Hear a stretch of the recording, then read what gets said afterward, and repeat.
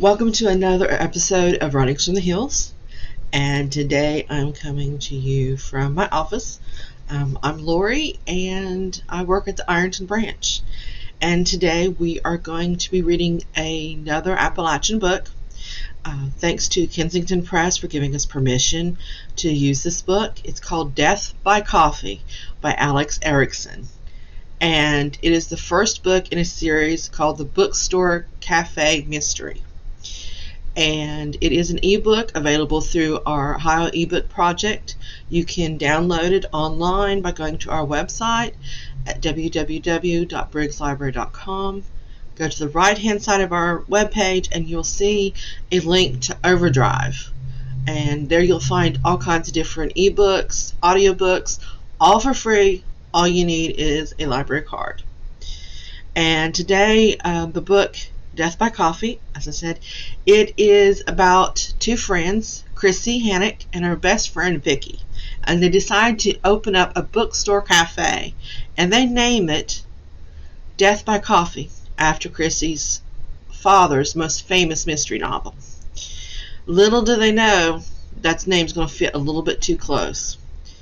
And it does take place in a small town in Appalachia called Pine Hills. And I'm going to be reading a selection from chapter 1. "One caramel latte," I said, setting the drink on the counter. I smiled brightly at the older woman who ordered it. She glanced at the cup, gave me a solid glare, and then snatched it off the counter with a grunt. She carried the cup to the corner table by the window, sat down, and sniffed her coffee like she fully expected it to smell awful. I watched her show with a little smile, somehow still in place. When she had ordered the drink, the woman had acted like she was being forced into it, which was stupid. Who would force someone to drink coffee? She shot me a withering glare from her seat, as though she could hear the thoughts passing through my head, and then took a tentative sip out of the cup. Her eyebrows rose in surprise before she scowled at her cup and took another long sip. The more she drank, the angrier she looked. "All right, then," I said, turning away.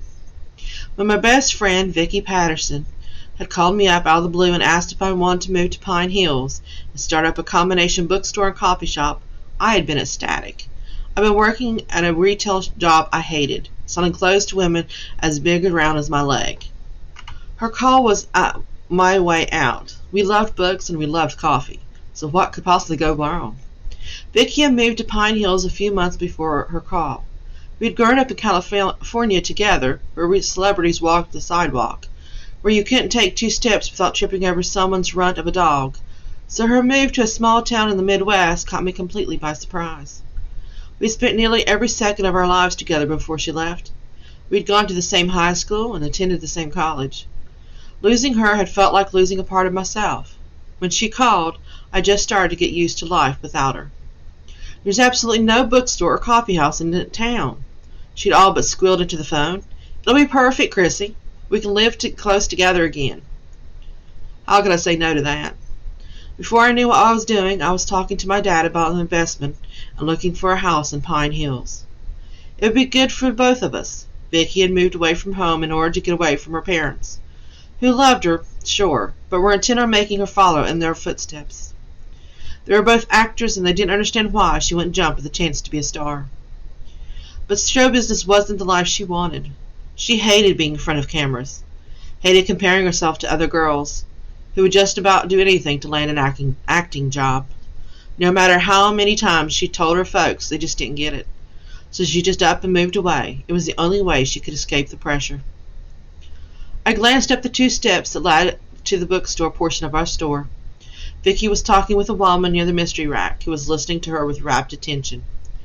Vicky had the requisite long legs and perfect blonde hair to get most any job, acting or otherwise. Yet this is what she wanted to do.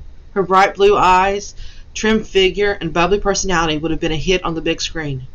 And I often wondered if I was somehow holding her back. I mean, who was I, really? If I tried out for a movie, I end up being cast as a creature from the swamp, or the unattractive best friend, if I was cast at all. Vicky saw me looking, gave me one of her winning smiles, and then then turned back to the woman. She held out a book to her, and I noted it was one of my dad's first. I heaved a sigh. Vicky wasn't the only one who had a somewhat famous parent.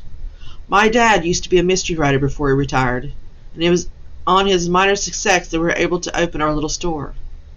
I don't think we have gotten a big enough loan otherwise. If you would like to read more from Death by Coffee, a bookstore cafe mystery, book 1, you can check it out by going to our website at www.briggslibrary.com. And again, thank you to Kensington Press for giving us permission to use the book for our program.